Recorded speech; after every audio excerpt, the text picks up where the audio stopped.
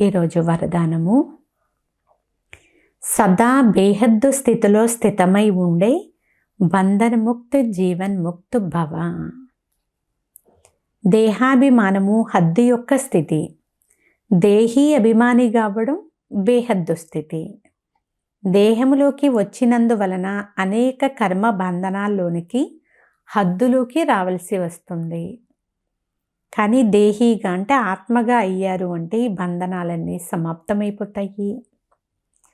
బంధనముక్తులే జీవన్ముక్తులని అంటారో అలా ఎవరైతే బేహద్దు స్థితిలో స్థితమై ఉంటారో వారు ప్రపంచంలోని వాయుమండలము, వైబ్రేషన్లు, తమోగుణి వృత్తులు, మాయ యొక్క దాడి వీటన్నిటి నుండి ముక్తమైపోతారు. దీనినే జీవన్ముక్త స్థితి అని అంటారు. దానిని మీరు సంగమ యుగంలో మాత్రమే అనుభవం చేయగలుగుతారు.